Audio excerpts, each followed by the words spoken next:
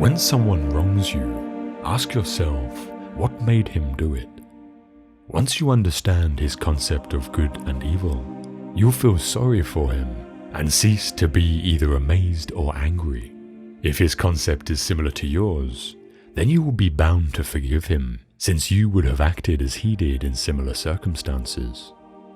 But if you do not share his ideas of good and evil, then you should find it even easier to overlook the wrongs of someone who is confused and in a moral muddle.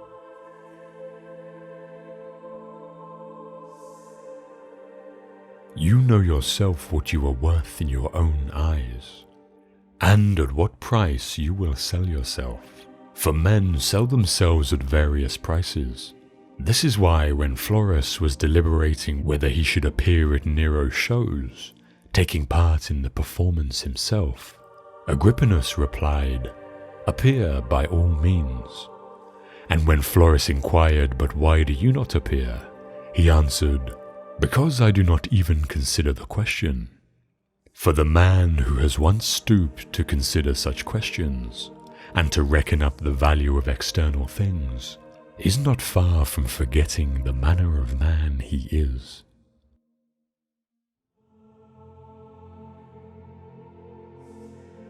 If you are distressed by anything external, the pain is not due to the thing itself, but to your estimate of it, and this you have the power to revoke at any moment.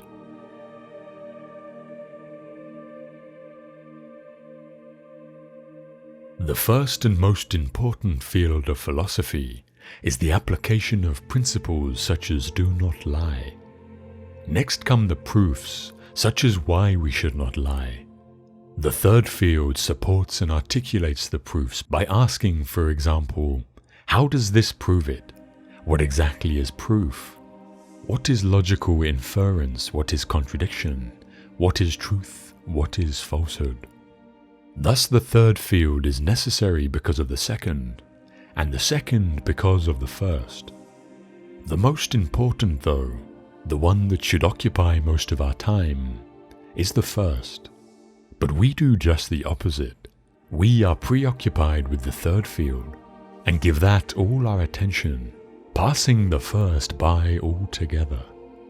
The result is that we lie, but have no difficulty proving why we shouldn't.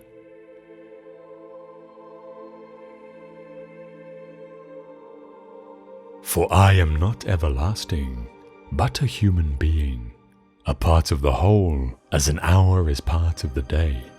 Like an hour I must come, and like an hour pass away.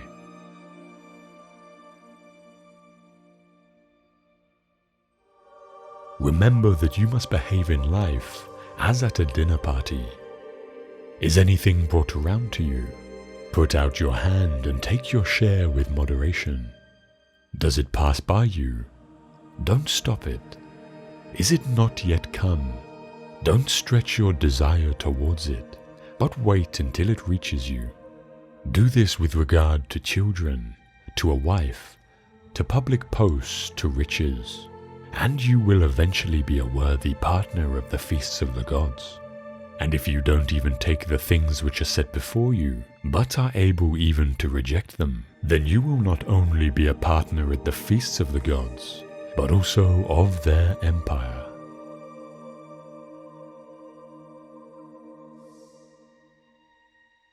Remember that all we have is on loan from fortune, which can reclaim it without our permission, indeed without even advanced notice.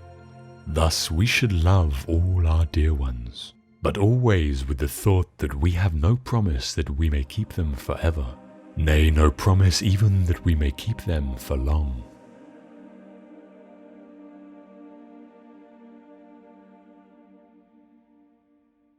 Never call yourself a philosopher, nor talk a great deal among the unlearned about theorems, but act conformably to them. Thus at an entertainment, don't talk how persons ought to eat, but eat as you ought. For remember that in this manner, Socrates also universally avoided all ostentation. And when persons came to him and desired to be recommended by him to philosophers, he took and recommended them. So well did he bear being overlooked, so that if any talk should happen among the unlearned concerning philosophic theorems, be you for the most part silent, for there is great danger in immediately throwing out what you have not digested. And if anyone tells you that you know nothing, and you are not nettled at it, then you may be sure that you have begun your business. For sheep don't throw up the grass to show the shepherds how much they have eaten, but inwardly digesting their food, they outwardly produce wool and milk. Thus, therefore, do you likewise not show theorems to the unlearned, but the actions produced by them, after they have been digested.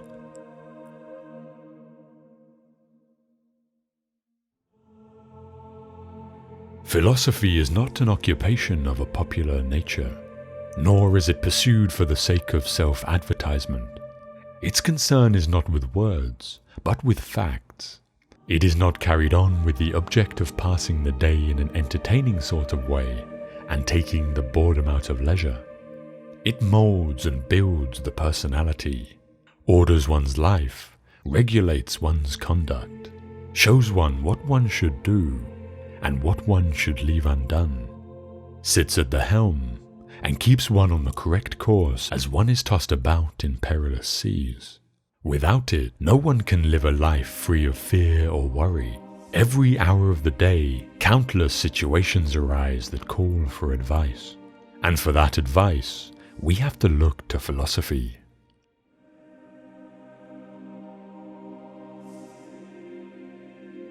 For what prevents us from saying that the happy life is to have a mind that is free, lofty, fearless, and steadfast? A mind that is placed beyond the reach of fear, beyond the reach of desire, that counts virtue the only good, baseness the only evil, and all else but a worthless mass of things, which come and go without increasing or diminishing the highest good, and neither subtract any part from the happy life, nor add any part to it.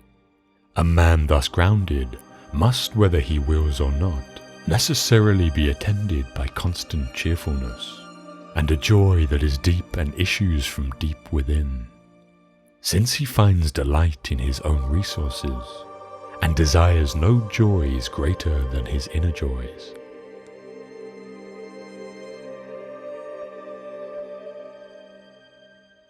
My advice is really this: what we hear the philosophers saying, and what we find in their writing, should be applied in our pursuit of the happy life. We should hunt out the helpful pieces of teaching, and the spirited and noble-minded sayings, which are capable of immediate practical application, not far-fetched or archaic expressions of extravagant metaphors and figures of speech, and learn them so well that the words become works. No one, to my mind, lets humanity down quite so much as those who study philosophy as if it were a sort of commercial skill, and then proceed to live in quite a different manner from the way they tell other people to live.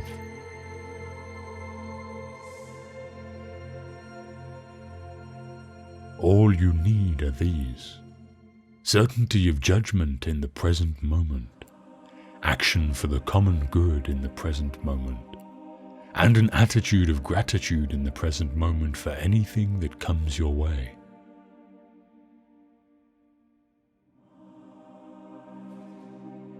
Do not spoil what you have by desiring what you have not.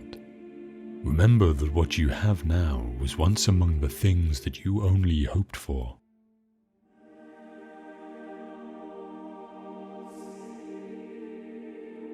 True happiness is to enjoy the present without anxious dependence upon the future, not to amuse ourselves with either hopes or fears, but to rest satisfied with what we have, which is sufficient.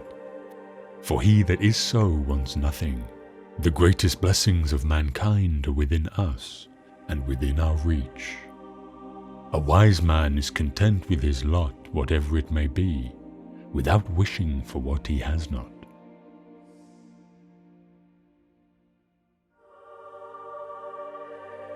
Pass through this brief patch of time in harmony with nature, and come to your final resting place gratefully. just as a ripened olive might drop, praising the earth that nourished it, and grateful to the tree that gave it growth.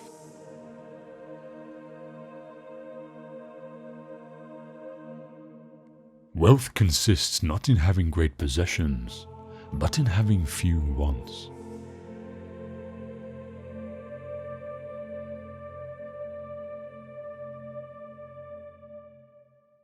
Gratitude is not only the greatest of virtues, but the parent of all others.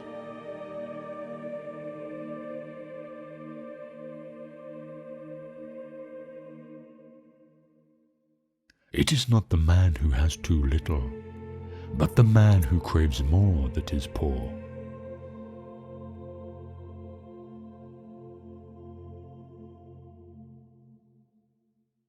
If you admit to having derived great pleasures, your duty is not to complain about what has been taken away, but to be thankful for what you have been given.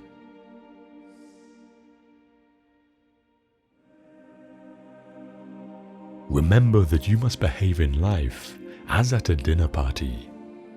Is anything brought around to you? Put out your hand and take your share with moderation. Does it pass by you? Don't stop it. Is it not yet come? Don't stretch your desire towards it, but wait until it reaches you. Do this with regard to children, to a wife, to public posts, to riches, and you will eventually be a worthy partner of the feasts of the gods. And if you don't even take the things which are set before you, but are able even to reject them, then you will not only be a partner at the feasts of the gods, but also of their empire.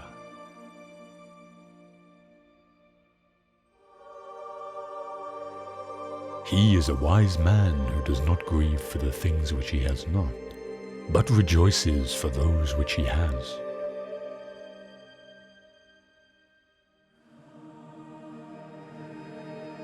Think of yourself as dead. You have lived your life. Now take what's left and live it properly.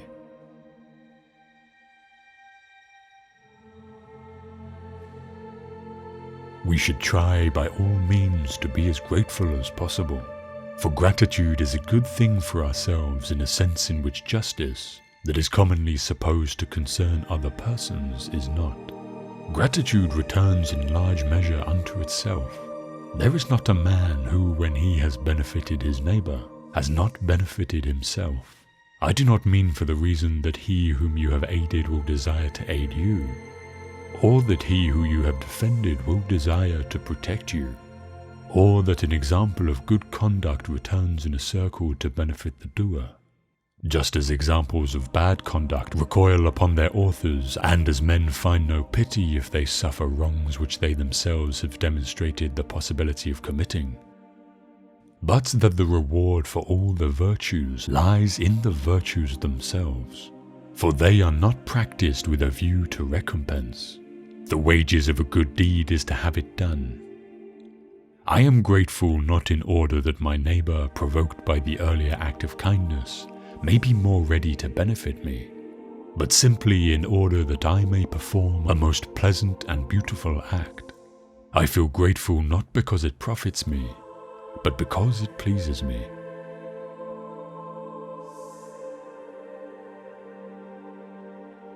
Cultivate the habit for being grateful for every good thing that comes to you, and to give thanks continuously. And because all things have contributed to your advancement, you should include all things in your gratitude.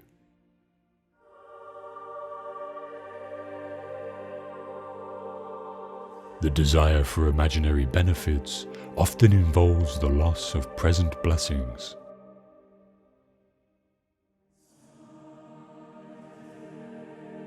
When you arise in the morning, think of what a privilege it is to be alive, to think, to enjoy, to love.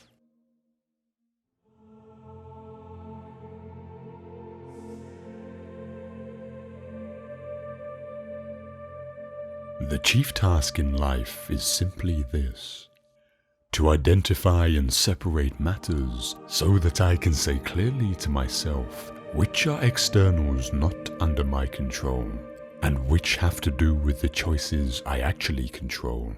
Where then do I look for good and evil? Not to uncontrollable externals, but within myself, to the choices that are my own.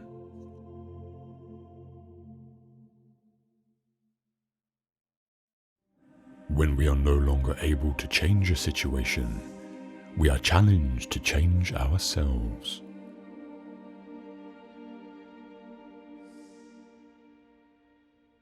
You have power over your mind, not outside events. Realize this, and you will find strength.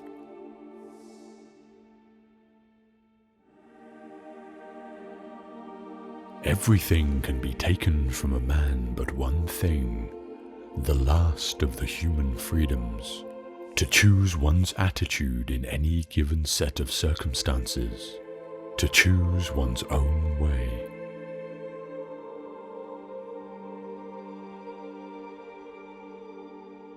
There is only one way to happiness, and that is to cease worrying about the things which are beyond the power of our will.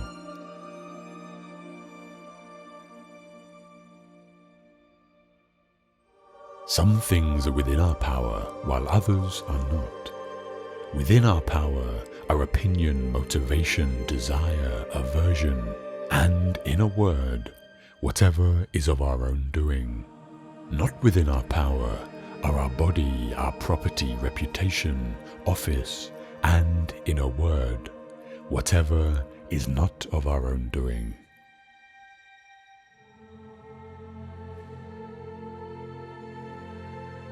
In our control is the most beautiful and important thing, the thing because of which even the God himself is happy, namely the proper use of our impressions.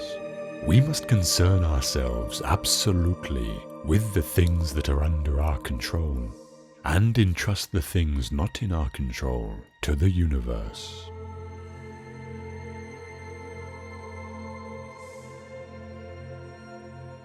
If you want your children and wife and friends to live forever, you are a fool, because you're wanting things that aren't within your power to be within your power, and the things that aren't your own to be your own.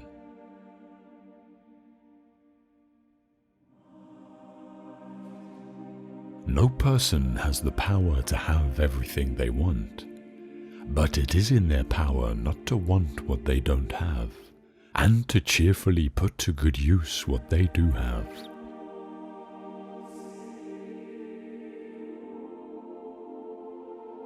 The content of your character is your choice. Day by day, what you choose, what you think, and what you do is what you become.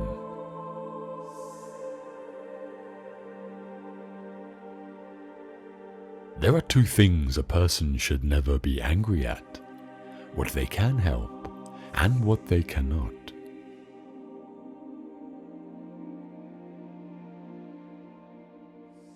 Make the best use of what is in your power, and take the rest as it happens.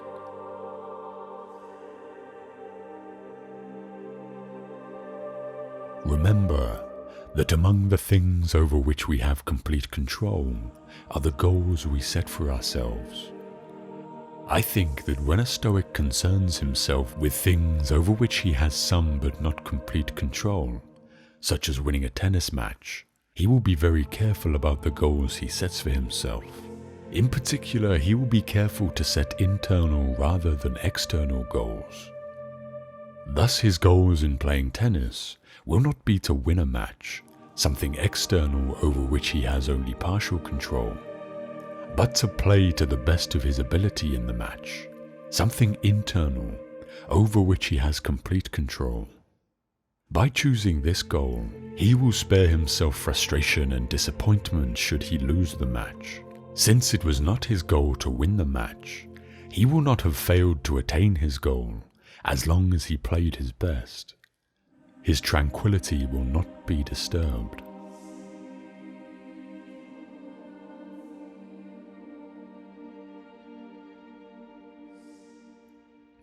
Stoics would recommend, for example, that I not concern myself with whether my wife loves me, even though this is something over which I have some but not complete control. But when I do concern myself with this, my goal should not be the external goal of making her love me. No matter how hard I try, I could fail to achieve this goal, and would as a result be quite upset. Instead, my goal should be an internal goal, to behave to the best of my ability in a lovable manner. Similarly, my goal with respect to my boss should be to do my job to the best of my ability.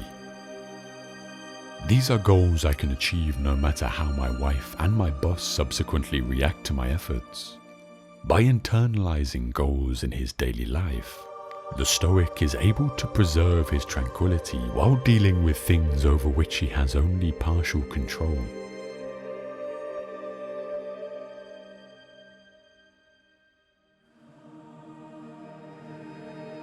Nothing in the world is permanent, and we're foolish when we ask anything to last. But surely we're still more foolish not to take delight in it when we have it. If change is of the essence of existence, one would have thought it only sensible to make it the premise of our philosophy.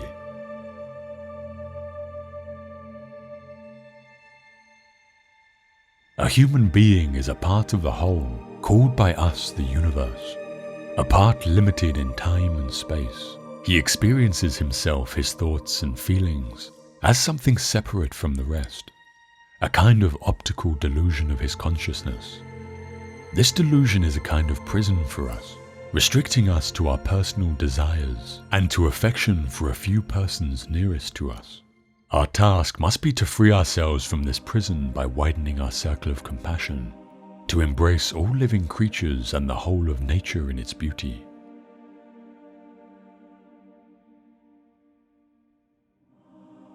I do nothing but go about persuading you all, old and young alike, not to take thought for your persons or your properties, but and chiefly to care about the greatest improvement of the soul. I tell you that virtue is not given by money, but that from virtue comes money, and every other good of man, public as well as private. This is my teaching, and if it is the doctrine that corrupts the youth, I am a mischievous person.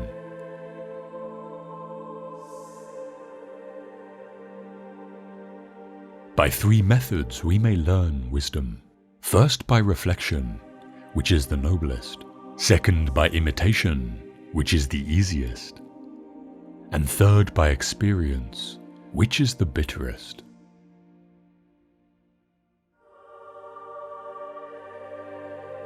In our control is the most beautiful and important thing, the thing because of which even the God himself is happy, namely the proper use of our impressions.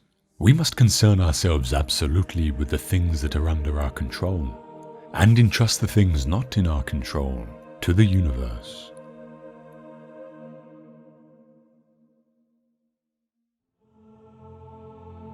Therefore, the seeker after the truth is not one who studies the writings of the ancients, and following his natural disposition puts his trust in them, but rather the one who suspects his faith in them, and question what he gathers from them, the one who submits to argument and demonstration, and not to the sayings of a human being whose nature is fraught with all kinds of imperfections and deficiency. Thus the duty of the man who investigates the writings of scientists, if learning the truth is his goal, is to make himself the enemy of all that he reads, and applying his mind to the core and margins of its content, attack it from every side.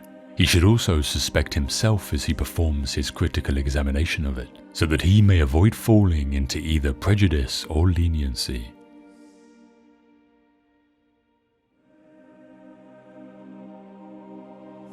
Yesterday I was clever, so I wanted to change the world. Today I am wise, so I am changing myself.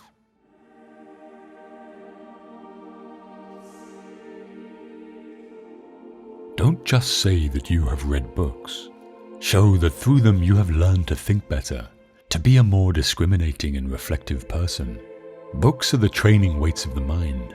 They are very helpful, But it would be a bad mistake to suppose that one has made progress simply by having internalized their contents.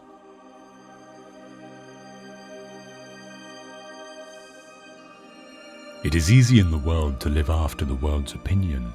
It is easy in solitude to live after our own. But the great man is he who in the midst of the crowd keeps with perfect sweetness the independence of solitude.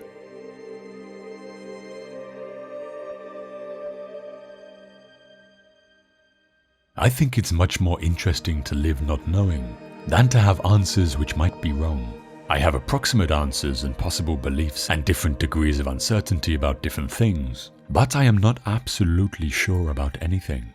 And there may be things I don't know anything about, such as whether it means anything to ask why we're here. I don't have to know an answer. I don't feel frightened not knowing things, by being lost in a mysterious universe without any purpose, which is the way it really is as far as I can tell.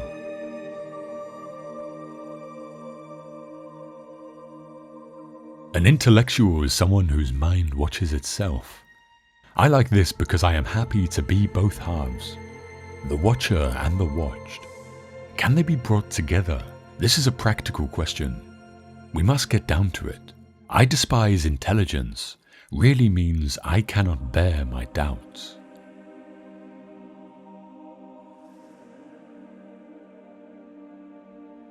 You live as if you were destined to live forever.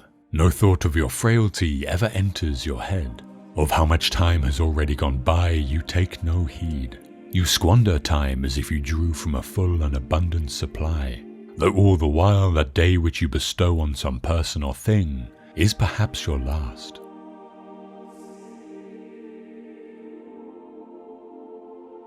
To teach how to live without certainty, and yet without being paralyzed by hesitation, is perhaps the chief thing that philosophy in our age can still do for those who study it.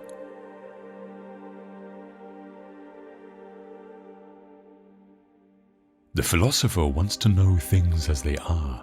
He loves the truth. That is an intellectual virtue. He does not love to tell the truth. That is a moral virtue. Presumably, he would prefer not to practice deception, but if it is a condition of his survival, he has no objection to it.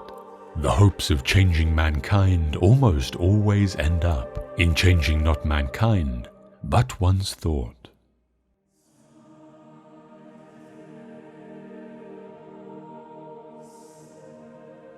A great many people think they are thinking when they are merely rearranging their prejudices.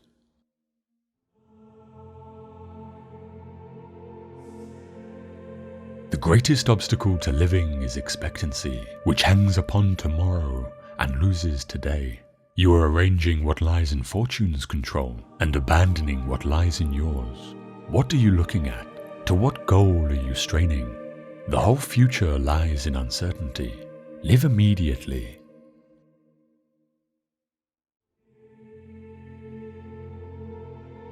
The reasonable man adapts himself to the world. The unreasonable one persists in trying to adapt the world to himself. Therefore, all progress depends on the unreasonable man.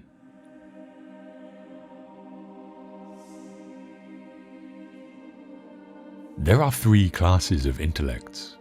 One which comprehends by itself, another which appreciates what others comprehend, and a third which neither comprehends by itself nor by the showing of others. The first is the most excellent. The second is good. The third is useless.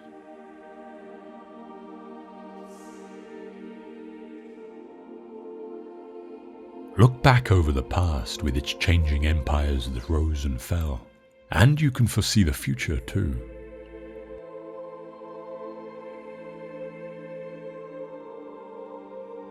Until we have begun to go without them, we fail to realize how unnecessary many things are. We've been using them not because we needed them, but because we had them.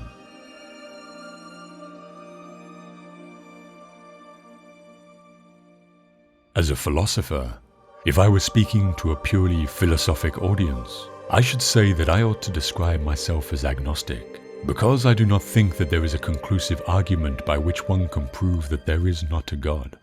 On the other hand, if I am to convey the right impression to the ordinary man in the street, I think that I ought to say that I am an atheist, because when I say that I cannot prove that there is not a God, I ought to add equally that I cannot prove that there are not the Homeric gods.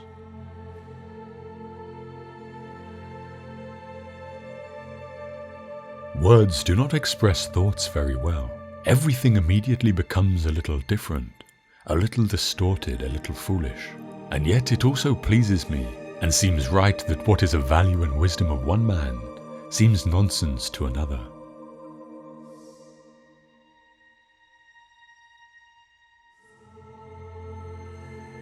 Aspire to be like Mount Fuji, with such a broad and solid foundation that the strongest earthquake cannot move you, and so tall that the greatest enterprises of common men seem insignificant from your lofty perspective.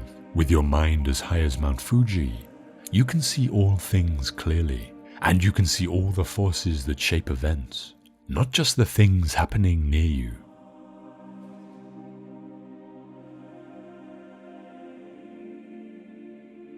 Simplicity, patience, compassion. These three are your greatest treasures. Simple in actions and thoughts, you return to the source of being. Patient with both friends and enemies, you accord with the way things are. Compassionate towards yourself, you reconcile all beings in the world.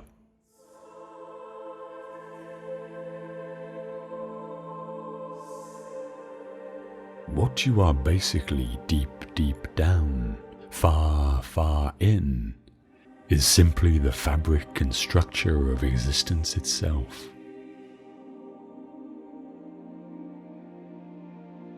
I have realized that the past and the future are real illusions, that they exist in the present, which is what there is, and all there is.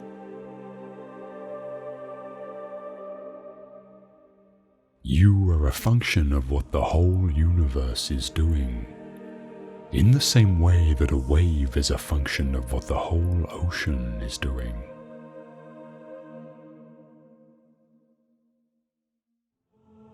Tomorrow and plans for tomorrow can have no significance at all unless you are in full contact with the reality of the present, since it is in the present and only in the present that you live. There is no other reality than present reality, so that even if one were to live for endless ages, to live for the future would be to miss the point everlastingly.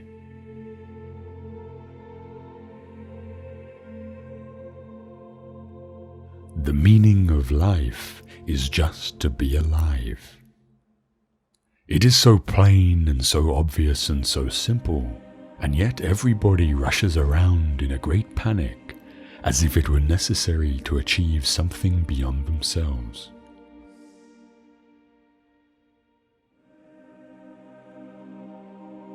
When you get free from certain fixed conceptions of the way the world is, you find it is far more subtle and far more miraculous than you thought it was.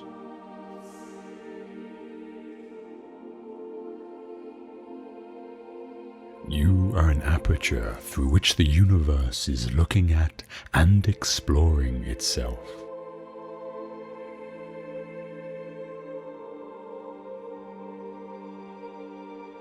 The only way to make sense out of change is to plunge into it, move with it, and join the dance.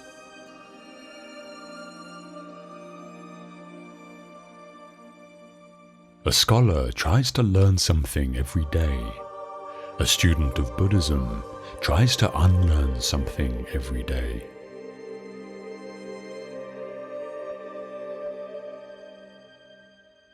I'll tell you what the hermits realize.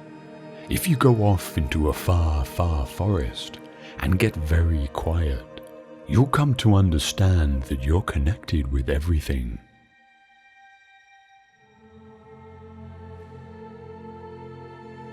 If then my awareness of the past and future makes me less aware of the present, I must begin to wonder whether I am actually living in the real world.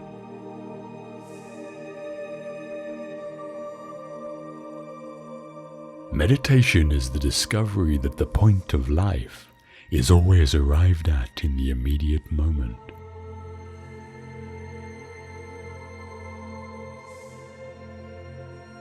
The only Zen you'll find on the mountaintop is the Zen you bring up there with you.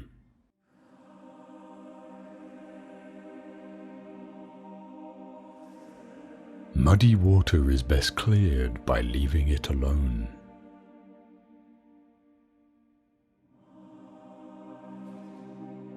Every intelligent individual wants to know what makes him tick, and yet is at once fascinated and frustrated by the fact that oneself is the most difficult of all things to know.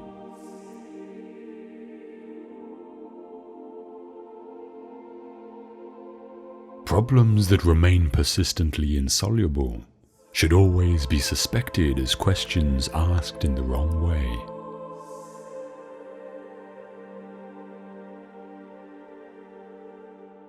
One is a great deal less anxious if one feels perfectly free to be anxious, and the same may be said of guilt.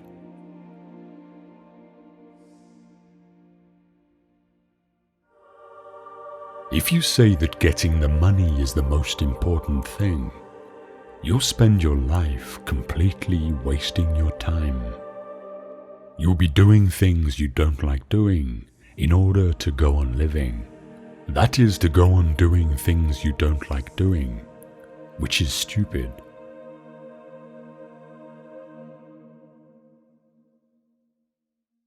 When we attempt to exercise power or control over someone else, we cannot avoid giving that person the very same power or control over us.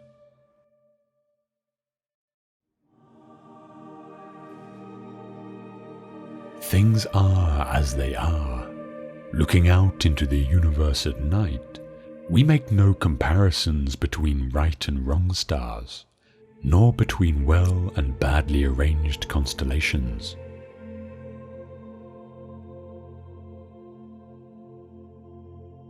Philosophy is a man's expression of curiosity about everything, and his attempt to make sense of the world, primarily through his intellect.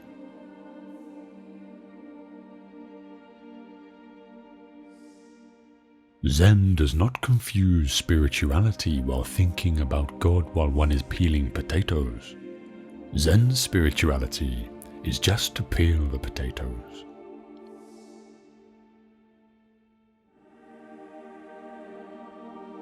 If we cling to belief in God, we cannot likewise have faith, since faith is not clinging but letting go.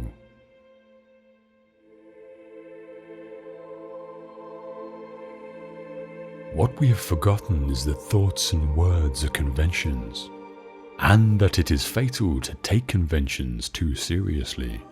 A convention is a social convenience, as for example money. But it is absurd to take money too seriously, to confuse it with real wealth. In somewhat the same way, thoughts, ideas, and words are coins for real things.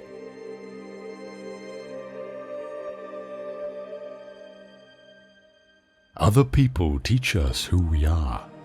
Their attitudes to us are the mirror in which we learn to see ourselves, but the mirror is distorted.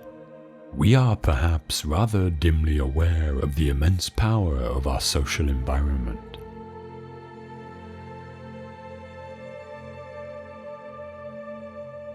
It's like you took a bottle of ink and threw it at the wall. Smash! And all that ink spread. And in the middle it is dense, isn't it? And as it gets out to the edge, the little droplets get finer and finer, and make more complicated patterns, see? So in the same way, there was a big bang at the beginning of things, and it spread. And you and I, sitting here in this room as complicated human beings, are way, way out on the fringe of that bang. We are the complicated little patterns at the end of it. Very interesting. But so we define ourselves as being only that. If you think that you are only inside your skin, You define yourself as one very complicated little curlicue, way out on the edge of that explosion, way out in space and way out in time. Billions of years ago you were a Big Bang, but now you're a complicated human being. And then we cut ourselves off and don't feel that we're still the Big Bang, but you are. Depending on how you define yourself, you actually are, if this is the way things started, if there was a Big Bang in the beginning. You're not something that's a result of the Big Bang. You're not something that is a sort of puppet on the end of the process. You are still the process. You are the Big Bang. The original force of the universe coming on as whoever you are. When I meet you, I see not just what you define yourself as, Mr. So-and-so, Miss So-and-so, Mrs. So-and-so.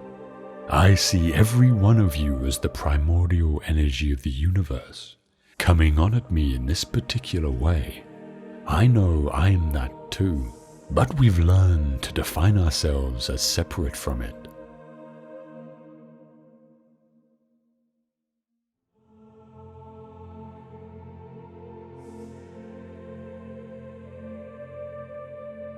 Excellence is never an accident. It is always the result of high intention, sincere effort, and intelligent execution.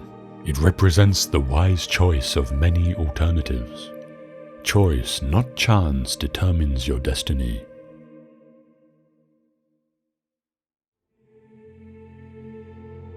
I count him braver who overcomes his desires than him who conquers his enemies. For the hardest victory is over self.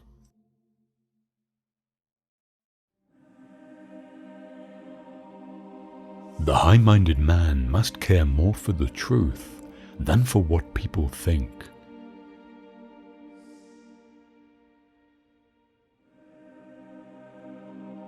It is the mark of an educated mind to be able to entertain a thought without accepting it.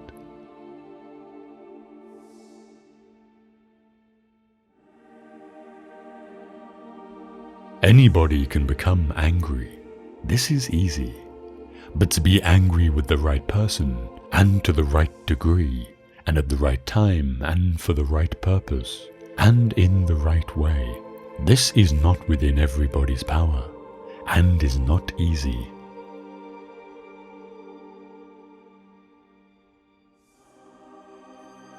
The self-indulgent man craves for all pleasant things, and is led by his appetite to choose these things at the cost of everything else.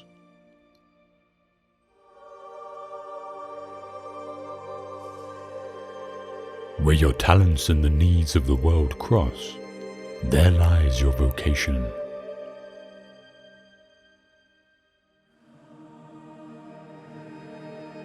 Happiness is a quality of the soul, not a function of one's material circumstances.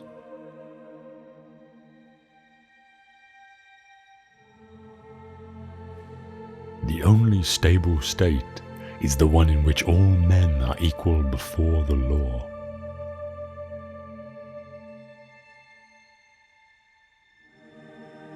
Knowing yourself is the beginning of all wisdom.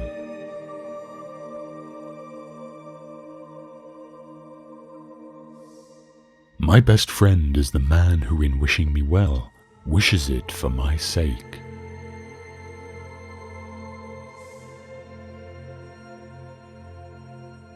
Learning is an ornament in prosperity, a refuge in adversity, and a provision in old age.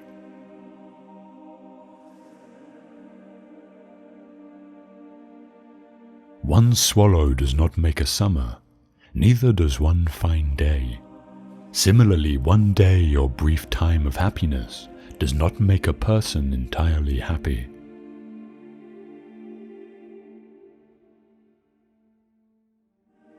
To write well, express yourself like the common people, but think like a wise man.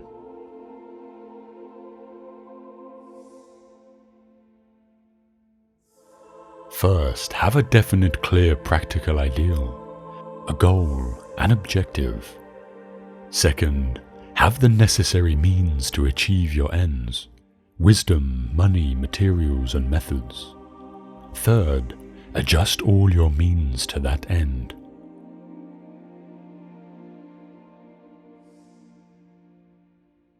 It is in our darkest moments that we must focus to see the light.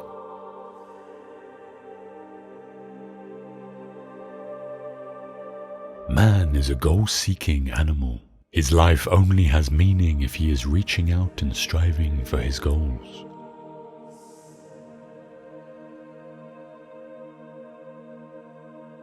It is easy to perform a good action, but not easy to acquire a settled habit of performing such actions.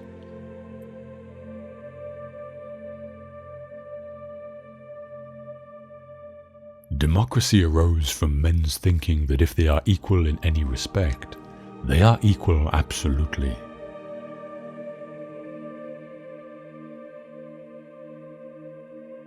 Character is that which reveals moral purpose, exposing the class of things a man chooses or avoids.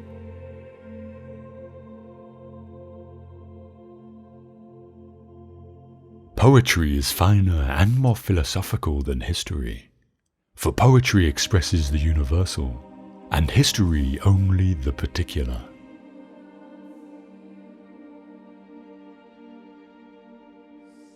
Bad people are in conflict with themselves.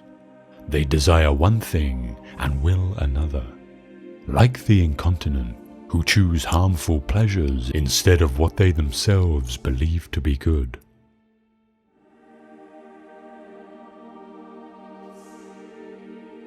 Man is by nature a social animal, an individual who is unsocial naturally and not accidentally is either beneath our notice or more than human. Society is something that precedes the individual. Anyone who either cannot lead the common life or is so self-sufficient as not to need to, and therefore does not partake of society, is either a beast or a god.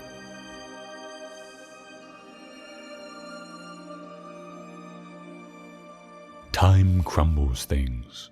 Everything grows old under the power of time, and is forgotten through the lapse of time.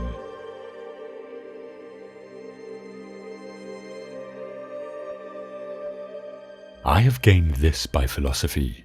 I do without being ordered what some are constrained to do by their fear or the law.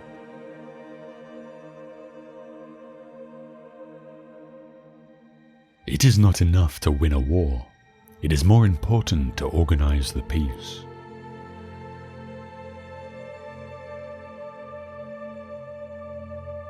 All who have meditated on the art of governing mankind have been convinced that the fate of empires depends on the education of youth.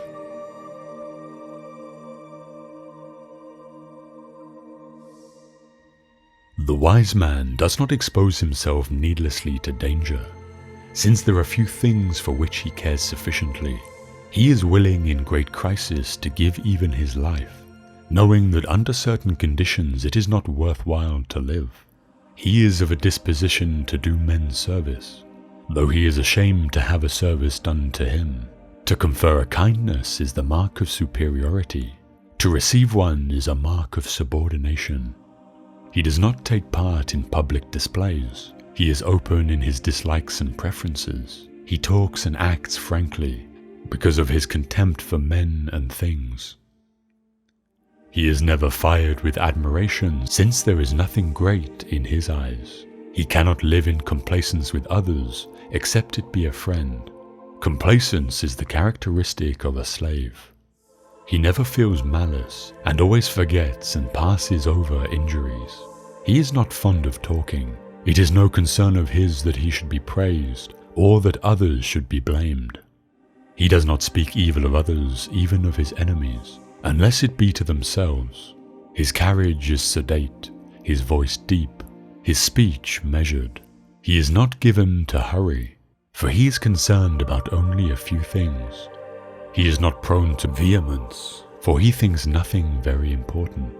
A shrill voice and hasty steps come to a man through care.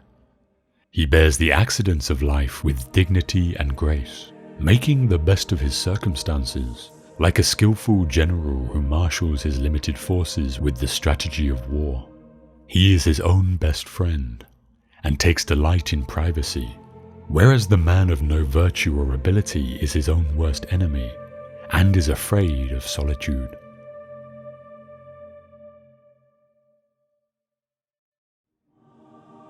Knowledge of the facts differs from knowledge of the reason for the facts.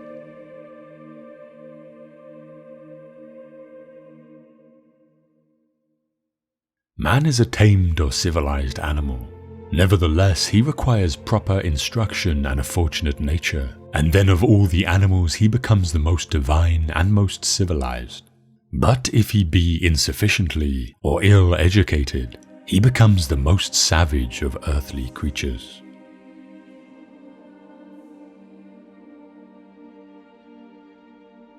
If men learn this, it will implant forgetfulness in their souls. They will cease to exercise memory because they rely on that which is written, calling things to remembrance no longer from within themselves, but by means of external marks. What you have discovered is a recipe not for memory, but for reminder.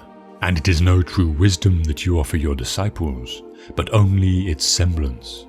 For by telling them of many things without teaching them, you will make them seem to know much, while for the most part they know nothing. And as men filled not with wisdom but with the conceit of wisdom, they will be a burden to their fellows.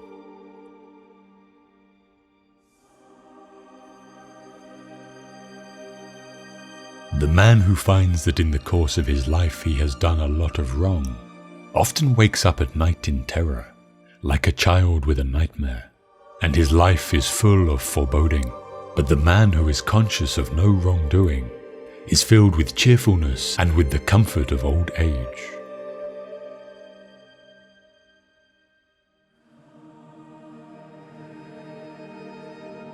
Knowledge is the food of the soul, and we must take care, my friend, that the sophist does not deceive us when he praises what he sells, like the dealers, wholesale or retail, who sell the food of the body, for they praise indiscriminately all of their goods, without knowing what are really beneficial or hurtful.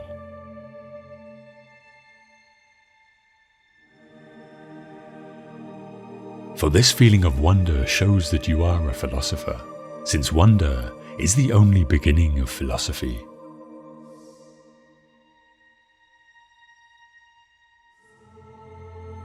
To be afraid of death is only another form of thinking that one is wise when one is not. It is to think that one knows what one does not know. No one knows with regard to death whether it is not really the greatest blessing that can happen to man, but people dread it as though they were certain it is the greatest evil.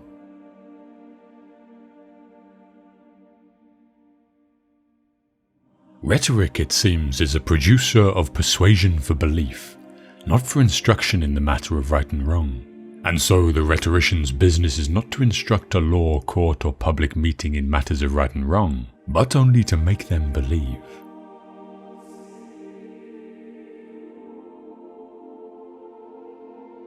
Then the case is the same in all other arts for the orator and his rhetoric.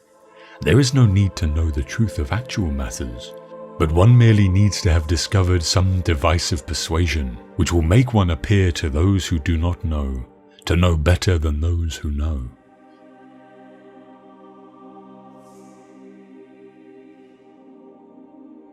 Good actions give strength to ourselves and inspire good actions in others.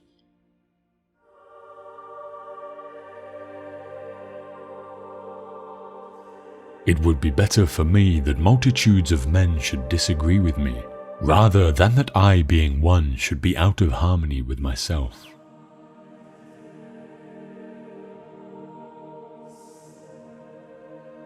Those who are able to see beyond the shadows and lies of their culture will never be understood, let alone believed by the masses.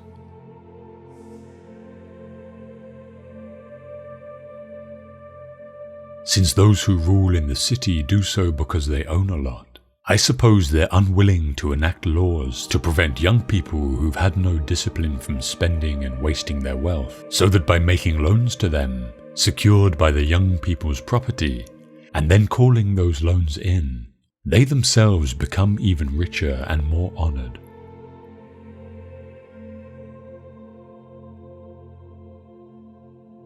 Good people do not need laws to tell them to act responsibly, while bad people will find a way around the laws.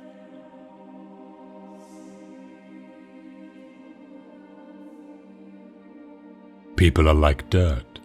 They can either nourish you and help you grow as a person, or they can stunt your growth and make you wilt and die.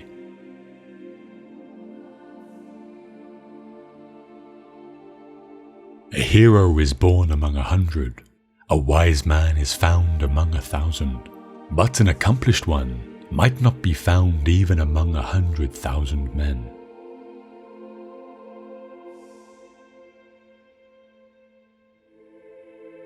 You know that the beginning is the most important part of any work, especially in the case of a young and tender thing, for that is the time at which character is being formed and the desired impression is more readily taken.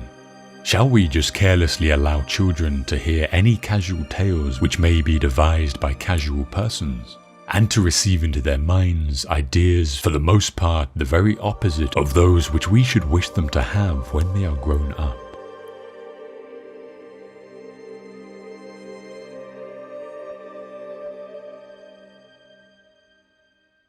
Anything received into the mind at that age is likely to become indelible and unalterable, and therefore it is most important that the tales which the young first hear should be models of virtuous thoughts.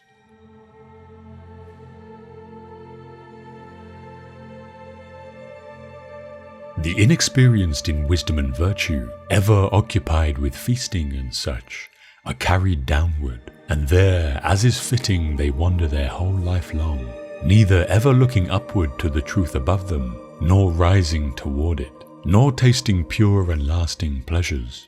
Like cattle, always looking downward with their heads bent towards the ground and the banquet tables, they feed, fatten, and fornicate. In order to increase their possessions, they kick and butt with horns and hooves of steel and kill each other, insatiable as they are.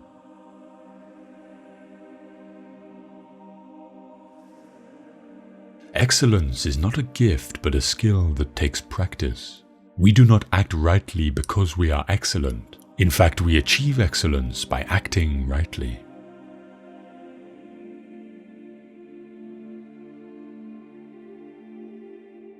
Human behavior flows from three main sources: desire, emotion, and knowledge.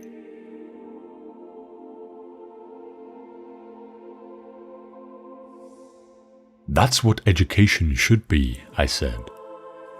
The art of orientation.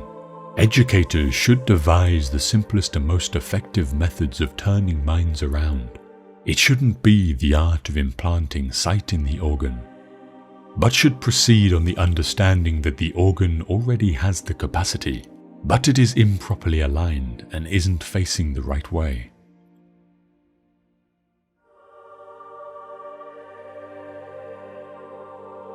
The price good men pay for indifference to public affairs is to be ruled by evil men.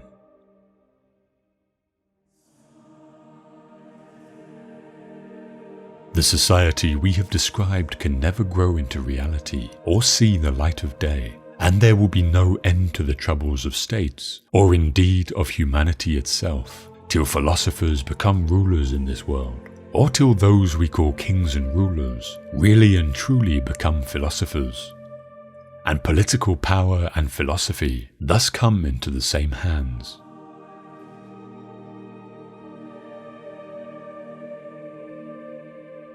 Never discourage anyone who continually makes progress, no matter how slow.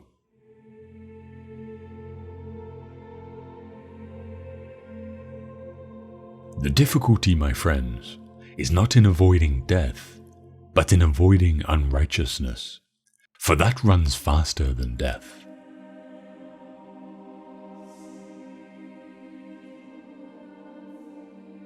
There are two things a person should never be angry at: what they can help and what they cannot.